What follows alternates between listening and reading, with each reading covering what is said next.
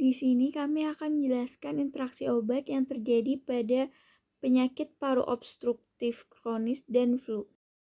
Penyakit paru obstruktif kronis didefinisikan sebagai gangguan paru yang memberikan kelainan ventilasi berupa obstruksi saluran pernafasan yang bersifat progresif dan tidak sepenuhnya reversibel.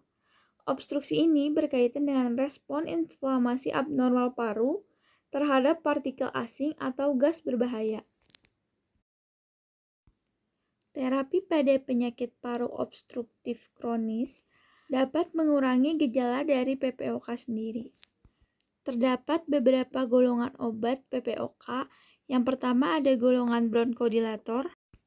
Yang kedua ada golongan inhaled corticosteroid, golongan metilsantin, golongan kortikosteroid, golongan antibiotik, dan golongan fosfodiester 4 inhibitor. Terdapat beberapa interaksi obat antar golongan obat PPOK dan flu. Yuk kita simak satu-satu. Yang pertama, golongan bronchodilator dan antibiotik.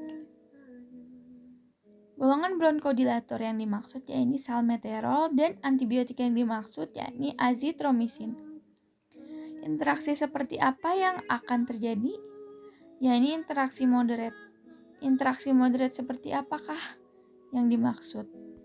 Apabila azitromisin dan salmeterol digabungkan, akan meningkatkan resiko irama jantung yang tidak teratur, disertai pusing, pingsan, sakit kepala ringan, jantung berdebar-debar, ataupun sesak nafas. Kemudian yang kedua ada golongan metilsantin atau theophylline dan antibiotik eritromisin yang menimbulkan interaksi moderat, yang mana antibiotik dapat merangsang clearance atau pembersihan selama periode pengobatan. Antibiotik golongan makrolida atau eritromisin telah diselidiki secara ekstensif. Kemudian yang selanjutnya golongan bronchodilator dengan metilsantin. Bronchodilator di sini salbutamol dengan metilsantin theophylline. Selanjutnya interaksi obat pada golongan bronchodilator salbutamol dengan golongan metilsantin yakni theophylline.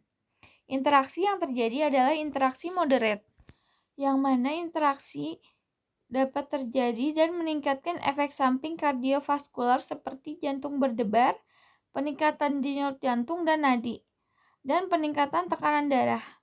Menggabungkan obat-obat ini juga dapat meningkatkan potensi hipokalemia atau kalium darah terlalu rendah.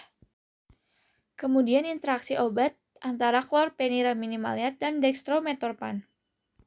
Interaksi yang terjadi adalah interaksi moderat, yang mana menggunakan chlorpheniramine maleat bersama dengan dextrometorphan dapat meningkatkan efek samping seperti pusing, ngantuk, kebingungan, dan kesulitan berkonsentrasi.